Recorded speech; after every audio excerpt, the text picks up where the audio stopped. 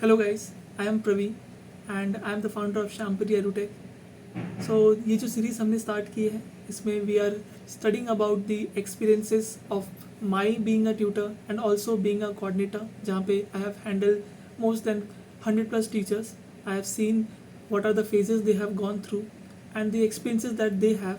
सो वो मैं आपके साथ शेयर करूँगा एंड इससे हम बहुत कुछ सीखेंगे कैसे हमें ट्यूटरिंग सेशंस लेने हैं, कैसे हमें वेल अवेयर रहना है और कैसे हमें आगे बढ़ना है. सो कुछ दिनों की या आप कहें कि एक स्टोरी है जो मैंने ऑब्ज़र्व किया है, जिसमें हमने एक क्लास स्टार्ट किया. आई थिंक क्लास 7th का चाइल्ड था एंड क्लास 7th का चाइल्ड था. हमने वो सेशन बिगिन आउट किया. सो टीचर ने अपना सेशन स्टार्ट किया. जो फर्स्ट वीक था वो as usual it was going good. First week अच्छा चला, उन्हें अच्छे से समझाया, वो टाइम से गए, पंक्चुअलिटी थी, सब कुछ अच्छा चल रहा था. सेकेंड वीक आया जहाँ पे जब वो टीचर वहाँ पे सेशन लेने के लिए पहुँचे तो दे ऑब्ज़र्व कि जो बच्चा है वो is not ready for studying at that period of time. So जो वो सेशन था वो कंप्लीट नहीं हो पाया, वो सेशन वहीं अधूरा रहा. तो वो दिन का गैप आ गया. सेकेंड डे हम लोग ने वापस सेशन स्टार्ट किया. वो टीचर जाने से पहले उन्हें कंफर्म किया कि ma'am can I come for the tuition. So वहाँ पे एक सिचुएशन ये हुआ कि जो बच्चा था, पेरेंट्स का ये एक्सक्यूज़ था कि my child is sleeping and अभी हम नहीं कर पाएंगे, सो होल्ड करेंगे. सो वो दूसरा सेशन भी मिस आउट हुआ. थर्ड डे टीचर गए, उन्होंने अपना नॉर्मल सेशन लिया. थर्ड डे लिया, फोर्थ डे लिया, लेकिन fifth day parents were out for some work और सम इम्पॉर्टेंट वर्क भी कह सकते हो या सम टूरिज्म पर्पज़ भी आप कह सकते हो. So they were out. So Saturday Friday वो लोग आउट थे. सो उस वीक में 2 सेशंस कंप्लीट हुए. नेक्स्ट वीक आया. नेक्स्ट वीक में जब वो सेशन हमने स्टार्ट किया, फर्स्ट सेशन हुआ, सेकंड सेशन हमने बिगिन किया. वहाँ पे हमने ऑब्ज़र्व किया कि बच्चा अभी स्कूल से लेट आया या कुछ रीज़न था, वो थका हुआ है. So he was not ready at that point.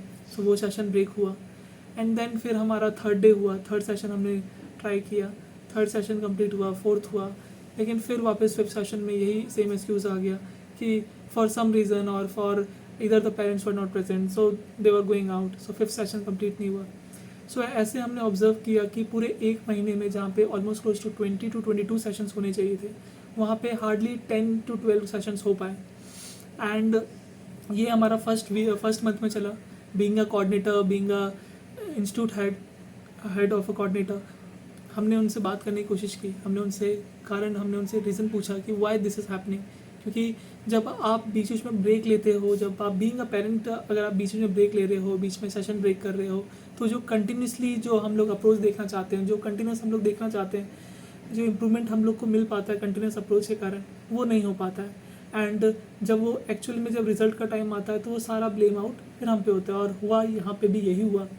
First month complete हुआ, सेकेंड मंथ से उनके एग्ज़ाम्स थे, सेकेंड मिड एग्ज़ाम्स थे उनके मिड मंथ से. And so close to 15th of a month उनके एग्ज़ाम स्टार्ट हुए. एंड जो हमने ऑब्ज़र्व किया था कि बिकॉज लैक ऑफ सेशन और लैक ऑफ प्रैक्टिस हुई, उसके वजह से उनका जो परफॉर्मेंस था वो उतना बेहतर नहीं हो पाया जितना हमें चाहिए था. अब यहाँ पे प्रॉब्लम ये आई कि जब वो चीज़ रिज़ल्ट आने के बाद जब टीचर और पेरेंट्स का फेस ऑफ हुआ या कोऑर्डिनेटर के साथ भी डिस्कशन हुआ, तो वहाँ पे वही चीज़ पॉइंट आउट की जा रही थी कि बीइंग अ टीचर आपने अपना रोल अच्छे से नहीं निभाया, या बीइंग अ कोऑर्डिनेटर आप अच्छे से नहीं कर पाए. So parents were totally up to कि हमारी कोई इसमें मिस्टेक नहीं है. It's totally to the teacher's fault कि आपने अच्छा नहीं पढ़ाया होगा, सर हमें टीचर न्यू चेंज करके दो, सर हमें नहीं अच्छा लग रहा है, नहीं हो रहा है. सो ये चीज़ वहाँ पे प्रॉब्लम इशू आई. अब ऐसे सिचुएशंस में टीचर चेंज करना हमें सही नहीं लगा, क्योंकि यहाँ पे जो प्रॉब्लम हम ऑब्ज़र्व कर रहे थे वो प्रॉब्लम यही था कि जो पेरेंट्स हैं उनका जो डेज़ है वो लैक हो रहा है, वो कंटिन्यूटी लैक हो रही है उनकी वजह से. सो ये प्रॉब्लम हमें आ रही थी.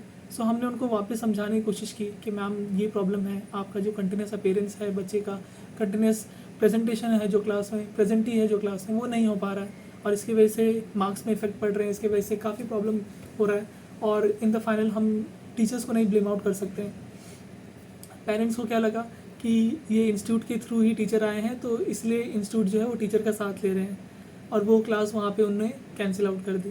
बट ये चीज़ मुझे समझ में आ रही थी कि even though they are cancelling the class, अगर आप कोई न्यू टीचर भी कहीं से हायर कर रहे हो या कोई न्यू टीचर भी अप्रोच कर रहे हो, तो भी अगर ये बिहेवियर है पेरेंट्स का, सो आपको ये समझना पड़ेगा कि आपको ये ध्यान रखना है कि आपको उस मंथ में जब भी आप ट्यूटरिंग सेशन ले रहे हो तो उस टाइम पे आपका जो कंटिन्यूटी है वो मेंटेन रहे, कोई भी ऐसी इशू प्रॉब्लम नहीं आए, कोई भी ऐसे अगर कोई आपको मान लो कोई काम है तो आप ट्राई करो कि आप उस टाइम सेशंस को कम से कम मिस आउट कर सको, क्योंकि अगर एक बार आपके बच्चे का वो कंटिन्यूटी मेंटेन नहीं हो पा रहा है, नहीं कर पा रहे हो, फिर बच्चा अपना पढ़ाई इंटरेस्ट जो है पढ़ाई में वो लूज़ ऑन कर देता है, और वो लूज़ ऑन हुआ तो वो अपना पूरा 100% नहीं दे पा रहे, और नहीं दे रहे हैं तो मार्क्स में रिफ्लेक्ट आता है। बस यही रीज़न है, और ये रीज़न की वजह से प्रॉब्लम आता है। तो हमें बीइंग अ पेरेंट हमें ये समझना होगा कि वो कंटिन्यूटी मेंटेन रहे, और इसमें टीचर्स की फॉल्ट जो है वो लगभग ना के बराबर है। या हम ये भी कहें कि अगर एक पॉइंट पे अगर मैं टीचर की तरफ से सोच के देखूँ तो हमें टीचर की तरफ से ये हम कर सकते हैं कि सेशंस को हम थोड़ा क्रिएटिव बना सकते हैं, सेशन को थोड़ा ऑर्गेनाइज बना सकते हैं, सेशन को थोड़ा हम लोग और इंटरेस्टिंग बना सकते हैं, लेकिन हमें वो कंटिन्यूस अप्रोच चाहिए ही होता है। बीइंग अ टीचर आपको कंटिन्यूसली देखना ही होता है, तभी वो रिफ्लेक्ट होता है। सो आज की जो मॉरल ऑफ द स्टोरी हम यही बोल सकते हैं कि आपको सेशंस को कंटिन्यूस मेंटेन रखना है, और बीइंग अ टीचर आपको ध्यान रखना है कि आपके सेशंस क्रिएटिव हो, आपके सेशंस एनर्जेटिक और इंटरेस्टिंग हो, ताकि बच्चे को उसके लिए और मन करे पढ़ने का, बच्चे को देख के मन करे कि हाँ मैं अटेंड करूँ।